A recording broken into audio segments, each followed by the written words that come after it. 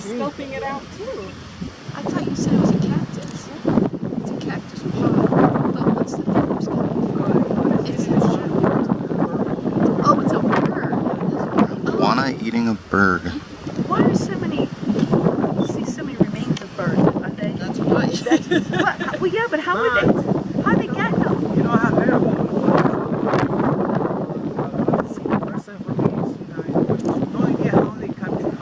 Yeah, because maybe diseased or